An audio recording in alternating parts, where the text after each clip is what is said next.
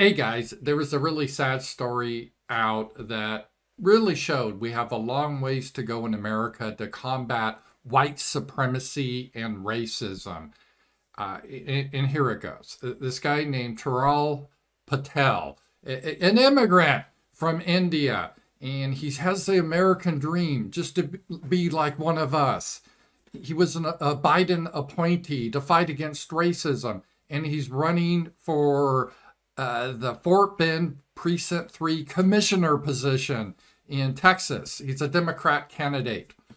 And it's just really sad what happened to him, right? He's just a great guy. He's just trying to reach out to people and take a look. He says right here, as your candidate for the county commissioner, I'm always open to criticism of my policies, positions, and stances on issues, Patel said in a September 23 post on Facebook. However, when my Republican opponents' supporters decide to hurl racist, anti-immigrant, Hindu-phobic, oh, that's a new one, Hindu-phobic, or otherwise disgusting insults at my family, faith community, colleagues, and me, that crosses a line. Oh, it was horrible. So he said, you can attack my positions, but they're attacking me because you guys are Hindu-phobic. And then he went on, these hateful messages, and he included some here. Take a look here. I'm not going to read them, but you can look at them. He posted that were sent to him on X, or what used to be called Twitter, are from a place of deep and misguided fear, incited by people like former President Donald Trump and today's extremist Republican Party fear that immigrants are taking their jobs and setting out to hurt our own communities. That's what Patel wrote. That's what Patel wrote. And you know what? Patel is right. He is taking the jobs. He's taking the jobs of hate hoaxes from our own minorities, right? We used to have people like Jesse Smollett. And that was a big industry. I think sometimes they draw a swastika and they get it confused.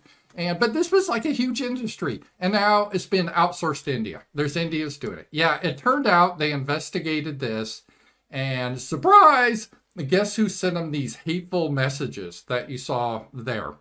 Yeah, he sent them to himself. He made sock puppet accounts on X and sent himself these messages. And they're like, oh, I'm a victim. I'm a victim. These hateful Trump supporters. Oh, Republicans. I told you this is a white supremacist society. That is exactly what he did here. And it's this isn't new. This isn't new. When I started to do my videos years ago, there was a story about this woman at the University of Wyoming, a co-ed, right?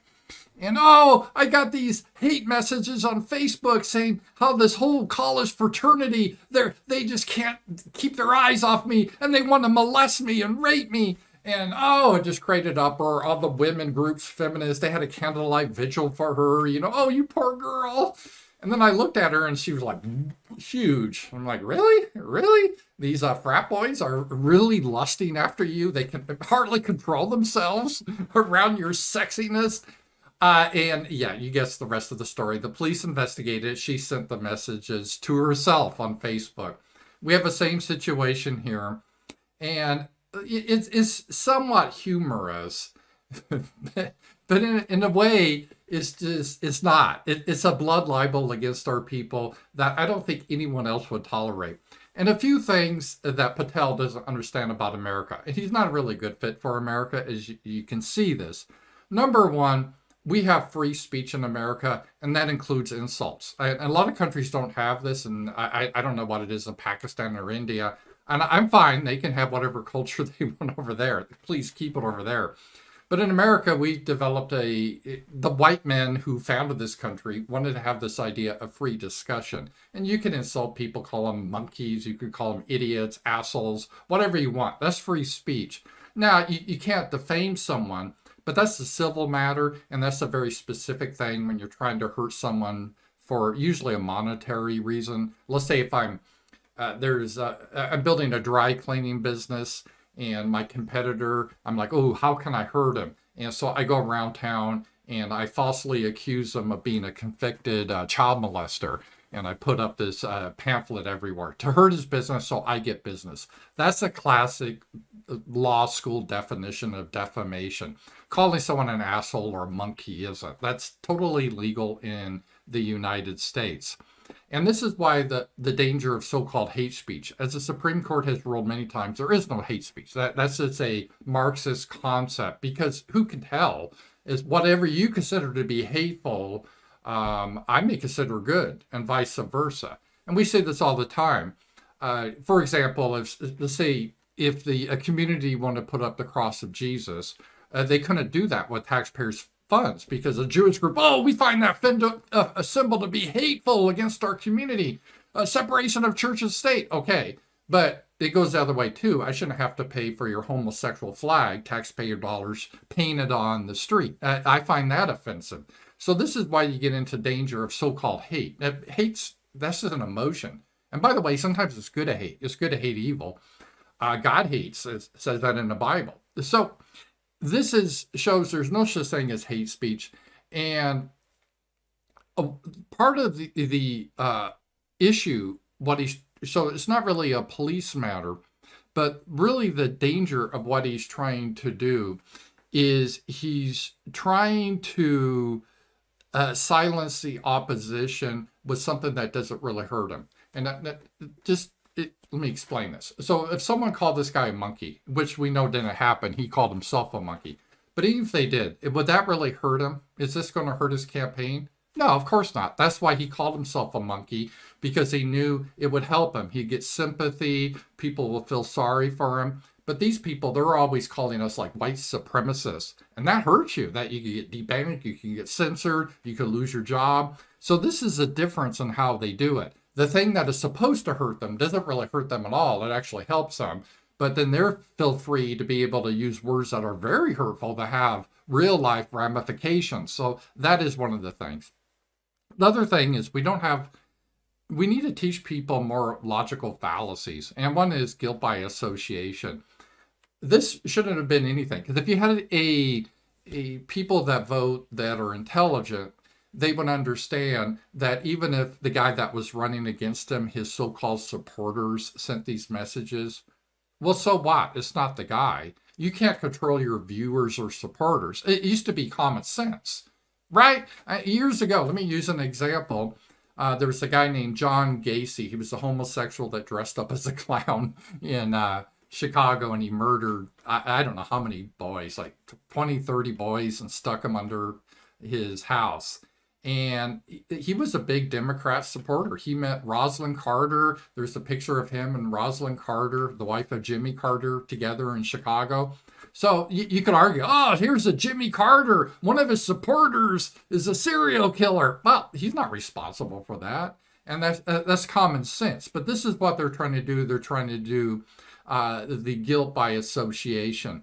And it's clever how he's doing this, because what he's doing here is it's just not his opponent. He's doing a blood libel against all of us white people or all conservatives or anyone that supports Donald Trump.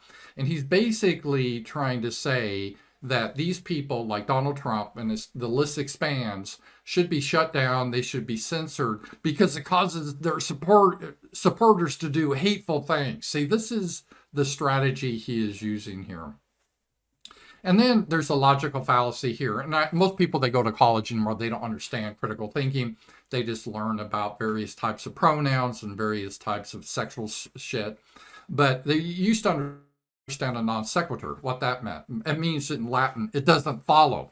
So even if his opponent said all these mean things to him, like called him a monkey or whatever, that's irrelevant to based on their position that taking jobs is not good for our community. Just because someone says something mean doesn't invalidate the position.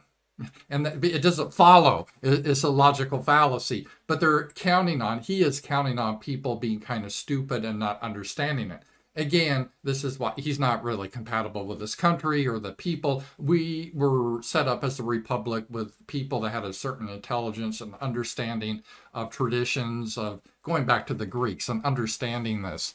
So it's irrelevant if someone's just a total asshole, but they're saying something that's true. That doesn't invalidate the truth. And we used to kind of understand this. But he's using a non sequitur to say, oh, look at these people. They're so crude and ugly. They say mean things. So therefore, if they say that immigration causes them to lose jobs, that position is wrong. Well, not necessarily. It has nothing to do with one another. Just because they say a mean word doesn't invalidate their other position. But this is what he's doing right there. And then, of course, what he's doing here is very common in this country. We see this all the time in certain groups. Always the eternal victim. So if you can play the victim, that allows you to do your own crimes and get away with things. And then immediately, when you're called on it, oh, I'm just a victim. I'm a victim of racism. This is what he's doing because it does work. And so all these people running around, they're playing the victim, that they're just, oh, just so horrible. You should feel guilty. Now, how we need to combat this. Number one, this wouldn't happen under nationalism, right? If he was in his homeland with his people, there wouldn't be these issues. We wouldn't have all these issues at all. They don't have this in Japan because they're all Japanese, right? So you don't have these issues, number one. And so if people have different ways to have a society, fine, you have your own homeland. That is really what works. But we also got to get away from this whole idea that just because someone cries that they're a victim, they get special privileges. This is just outrageous. And we got to really get tougher and stop believing this bullshit. And yeah, so here's again another so-called hate crime hoax. That's a long list, and they'll continue to come. And how many of these things, these are just what we caught. I'd imagine we don't catch all of them. So we probably just catch like 10%. So 90%, they're officially recorded and show how evil white people are so the SPLC ADL can show it. And it's all fake. But this is what's happening to our people. We got to understand this is a blood libel against our people. This is an attack on Americans. This is an attack on our nation. Is extremely anti-white. He comes over to our homeland because their homeland is a shithole. And then he just engages in this lies and blood libel against our people. It's outrageous. It's outrageous. We don't have any obligation to tolerate this. And you're not a bad person if you say, no, we don't need to tolerate this bullshit from you. If you want to do that in your homeland, fine. Don't bring that shit over here. Talk to you guys later.